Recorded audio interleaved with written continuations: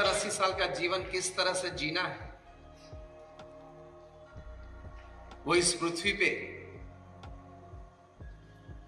सभी नहीं जानते हैं। सुबह उठते हैं, कुछ घर का काम करते हैं, चाय नाश्ता करते हैं,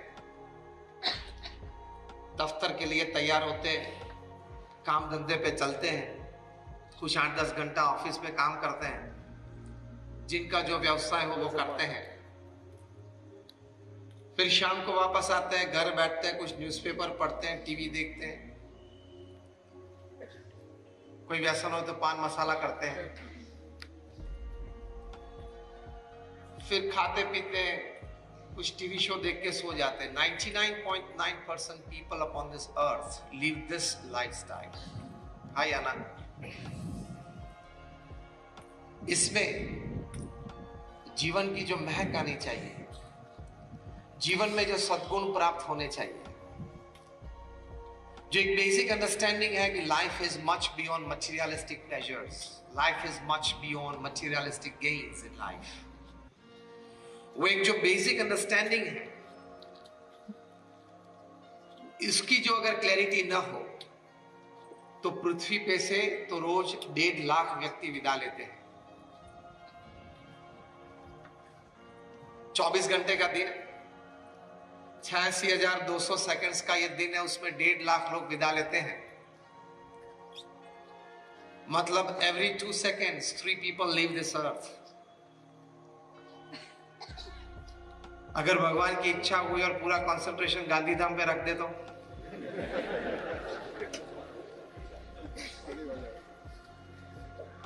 क्योंकि वो तो हमारे बस की बात तो है नहीं, वो घटना तो हमारे काबू में तो है नहीं। कहने की बात यह है कि कल पैदा हुए थे, आज जीवान हो गए, कोई वृद्ध हो गए, कल चले जाएंगे। किस प्रकार के विचार से हम जीवन जिए, किस प्रकार की भावनाओं से हम कार्य करें,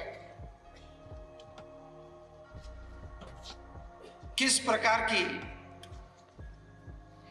सोच हम जीवन में रखें ताकि हमारा वर्तन पवित्र हो, तो इस प्रकार का एक जीवन जब हम जिएंगे तभी हमको जीवन में संतोष और आनंद रहेगा। If at the end of your life you cannot put your hand on your chest and tell yourself, yes, I lived, it is not a life well lived.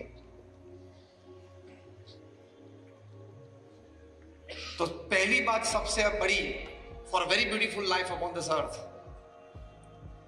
कि हमारे विचार स्पष्ट होने चाहिए, विचार हमारे ऊंचे होने चाहिए, विचार हमारे पवित्र होने चाहिए। ऊंचे विचार, स्पष्ट विचार और पवित्र विचार से व्यक्ति सुखी हो सकती है। Your life becomes more beautiful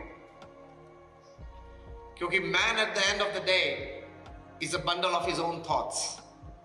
जो विचार हम पूरा दिन करते हैं शाम को हो जाते हैं, जो विचार हम पूरी जिंदगी करते हैं जिंदगी के अंत में हो जाते हैं। तो विचार की एक परिपक्वता चाहिए क्योंकि your thoughts decide your actions, your actions decide your destiny and your destiny decides your life।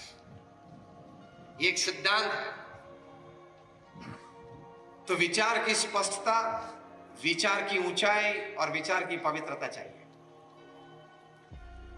Japan में एक फिश पैदा होती है जिसका नाम है कोई, जापानीज कोई बोलते हैं, KOI। इसकी एक बड़ी अजीब सी विशेषता है, जब वो पैदा होती है तब उसकी साइज 1 या 1.5 इंच होती है। अगर वे पैदा होने के बाद उसको घर में जो हम बाथरूम में टब यूज करते हैं पानी भरने के लिए या स्नान करने के लिए, उस टब में अगर उसको रखें तो जिंदगी में वे सिर्फ 2 या 3 इंच बड़ी होती है। अगर वही कोई मछली को पैदा होने के बाद तुरंत ही कोई बड़ी वाटर टैंक में रखी जाए, 10 बाय 10 या 10 बाय 20 की साइज हो, उसमें अगर रखी जाए तो वो मछली अपनी जिंदगी में 8 से 10 इंच बड़ी होती है।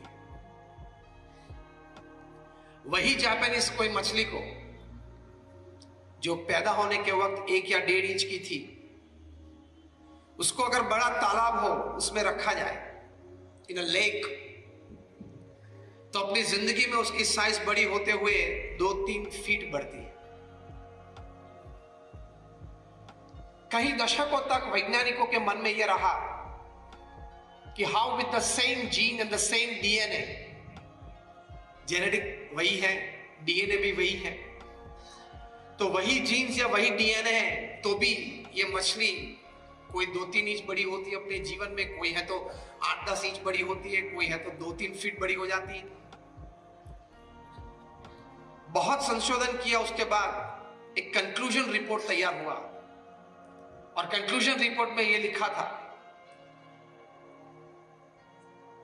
कि the growth of this fish depends upon its expectations of the limitations for growth. ये मछली, उसका विकास किस पर निर्भर है? तो वो अपने आप को जिस मर्यादा में सीमित कर देती है कि ये मेरी मर्यादा है जीवन में विकास की मेरी ये मर्यादा है, उस प्रकार से उसकी सोच बनती है, और इस सोच के अनुसार